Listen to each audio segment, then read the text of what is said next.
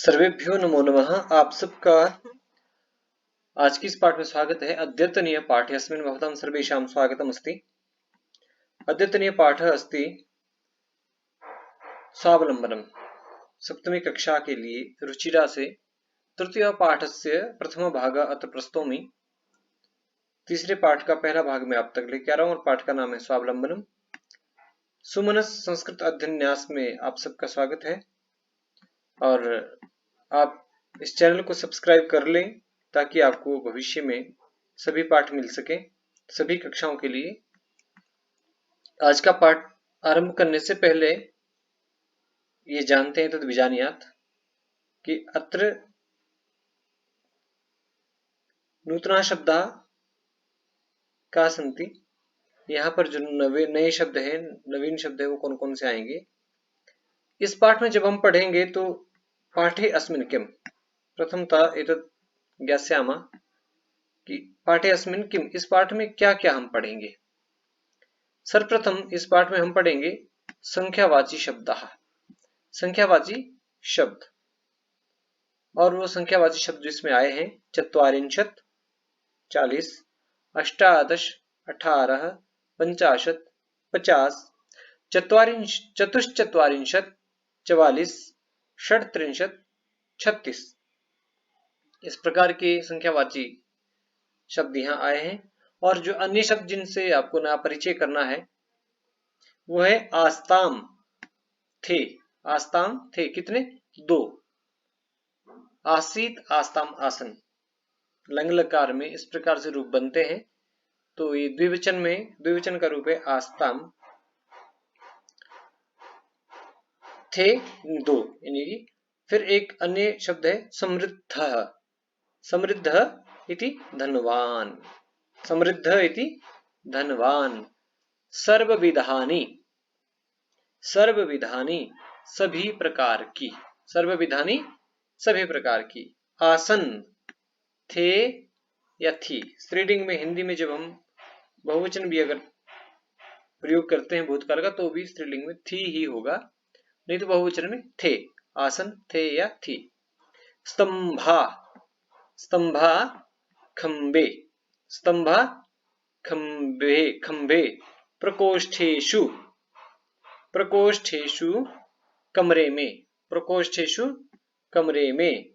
गवाक्षाः खिड़कियां, गवाक्षाः खिड़कियां या रोशनदान जो होते हैं, वातायनम भी उनको हम कहते हैं। व्यजनानी पंखे, व्यजनानी पंखे। इस प्रकार के पाठ में हम इस प्रकार की शब्द यहाँ पढ़ेंगे। और इस पाठ में मुख्यतः क्या है? द्वयो मित्रयो कथा, 2 मित्रों की एक कथा है। अत्र एकः मित्रः धनिकः भवति, अन्य च निर्धनः। एक मित्र यहाँ पर धनवान है, धनिक है, और दूसरा कैसा है? निर्धन है। उनके विषय में हम पढ़ेंगे। पाठस्य नाम अस्ति स्वावलंबनम। स्वावलंबनम इति ये स्वावलंबन में संधि पद है स्वजमा अवलंबनम, स्वजमा अवलंबनम। अत्र संधि अस्ति स्वजमा अवलंबनम स्वावलंबनम, अर्थात स्वयं का सहारा, स्वयं का आश्रय, स्वयं का आसरा। संख्यावाची शब्दः अत्र भविष्यन्ति, तद और एतत् शब्दों इनका प्रयोग यहाँ होगा। अब पढ़ते हैं। कृष्णमूर्ति श्रीकंठश्च मित्रे आस्ताम। कृष्णमूर्ति और श्रीकंठ ये दोनों मित्रे आस्ताम मित्र थे। श्रीकंठस्य पिता, षष्ठी विभक्ति अत्र अस्ति। श्रीकंठस्य, श्रीकंठ के पिता समृद्धः धनवान आसीत थे। श्रीकंठ के पिता धनवान थे। हिंदी में जब हम कह रहे हैं तो ये थे सम्मान सूचक हम लगा रहे हैं, लेकिन संस्कृत में प्रथम पुरुष का एक वचन ही यहाँ पर प्रयोग किया गया है, प्रथम पुरुष के एक वचन के साथ। श्रीकंठस्य पिता समृद्ध आसीत, श्रीकंठ के पिता धनवान थे।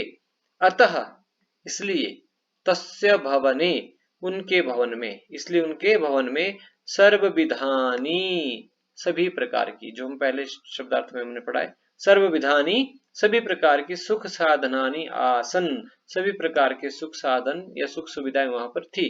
कस्य गृहे, किसके घर में? श्रीकंठस्य गृहे, श्रीकंठस्य पिता समृद्ध आसीत्, उनके पिता कैसे थे? समृद्ध थे। और उनके घर में तस्य भवने, उनके भवन में सर्व विधानी, सभी प्रकार की सुख साधन थे। तस्मिन् विशाले भवने, उस विशाल भवन में, चत्वारिंशत्, चत्वारिंशत् इति 40, चत्वारिंशत् इति 40 स्तंभः, खंबे, आसन थे। तस्मिन् विशाले भवने चत्वारिंशत् स्तंभः आसन, उस विशाल भवन में 40 खंबे थे। तस्य अष्टादश प्रकोष्ठेषु, तस्य मैंने उसके, अर्थात उसके किसके? भवन के। अष्टादश 18 प्रकोष्ठेषु, कमरों में। प्रकोष्ठ, कमरे को क्या कहा? प्रकोष्ठ। प्रकोष्ठेषु, कमरों में। उन 18 कमरों में कितने कमरे थे? 18 कमरे थे। विशाल भवन वो था। तत्र किम 50 गवाक्षः, और वहां पर 50 खिड़कियां थी। 18 कमरों में 50 खिड़कियां थी। चतुश्चत्वारिंशत्, और 44 द्वाराणी, द्वार थे। कुछ ज्यादा दरवाजे यहाँ पर हो गए। 44, 18 कमरों में 44 दरवाजे। तो चलो, चतुश्चत्वारिंशत् द्वाराणी, वहां पर 44 दरवाजे थे, 50 खिड़कियां थी। षट्त्रिंशत्, और 36, षट्त्रिंशत् इति 36 विद्युत व्यजनानि, विद्युत इति बिजली के, व्यजनानि मैंने पंखे, च और 36 बिजली के पंखे, आसन थे। तत्र 10 सेवकाः निरंतरम कार्यं कुर्वन्ति स्म, तत्र वहां 10 सेवका, 10 सेवक, 10 नौकर, 10 भृत्य, किसके? श्री कृष्ण के, श्रीकंठ के, श्रीकंठ के कितने? 10 भृत्य, 10 नौकर, निरंतरम, हर समय, कार्यम कुर्वन्ति स्म, कार्य करते थे। कुर्वन्ति इति लट लकार का बहुवचन का प्रयोग है, प्रथम पुरुष का, इसके साथ सम प्रयोग करने से कुर्वन्ति स्म, करते थे, ऐसा प्रयोग हुआ। कार्यम कुर्वन्ति स्म। अच्छा, परंतु कृष्ण मूर्ते पिता, माता पिता च, परंतु कृष्ण मूर्ति की माता और पिता निर्धनो कृषक दंपत्ति, और जो कृष्ण मूर्ति थे श्रीकंठ के मित्र थे। श्रीकंठ से पिता कथम? श्रीकंठ के पिता समृद्ध आसीत, वो समृद्ध थे। परंच कृष्ण मूर्ति माता पिता, कृष्ण मूर्ति के जो पितरों, कृष्ण मूर्ति के जो माता पिता थे वो निर्धनो कृषक दंपति, निर्धन किसान पति पत्नी थे। तस्य गृहम, उसका जो घर था, आडंबर विहीनम, दिखावे के विहीन, उस घर में कोई ज्यादा दिखावा नहीं था, विलासिता के ज्यादा साधन नहीं थे, और साधारण च आसित, और साधारण था। उनका जो घर था कैसा था? आडंबर से विहीन और साधारण था। किसका? कृष्ण मूर्ति का। तो दो मित्र थे, द्वे मित्रे आस्ताम, दो मित्र थे, उनमें से एक श्रीकंठ, अन्य कृष्ण मूर्ति। एक श्रीकंठ थे और दूसरे कृष्ण मूर्ति थे। श्रीकंठ या आसीत, जो श्रीकंठ थे, तस्य पिता समृद्ध आसीत, उसके पिता समृद्ध थे।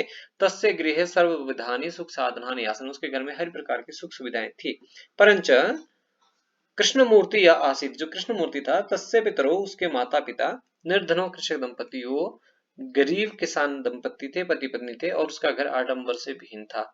श्रीकंठ से गृहे, श्रीकंठ से भवने, कानि विधानी सुख साधनानि, अथवा अन्य कानि कानि वस्तुनि सन्ति, वहां पर और क्या क्या था उसके घर में, और क्या क्या था वो सब बताया गया है।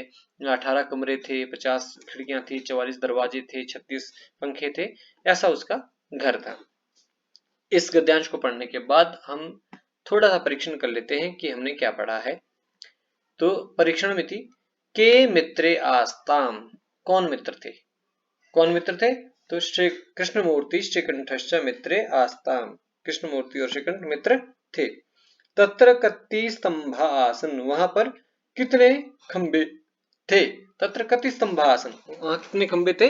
तत्र चत्वारिंशत् स्तंभ आसन, वहां पर 44 खंबे थे। कितने थे? 44 खंबे थे।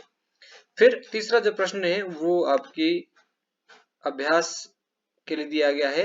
रिक्त स्थानेषु संख्यावाची स्थानेषु अंकान लिखन्तु।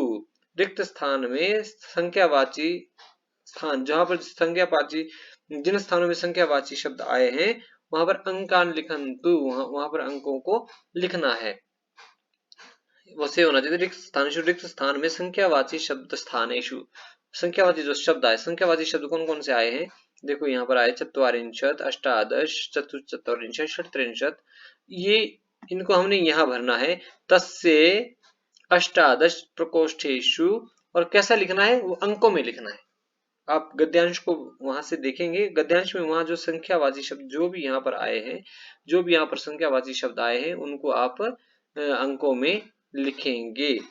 इन संख्यावाची शब्दों को आप अंकों में लिखेंगे। जैसे यहाँ पर क्या आया था, यहाँ पर आया था तस्य अष्टादश प्रकोष्ठेषु, तो अष्टादश का मतलब है 18, ऐसे आप लिखेंगे 18।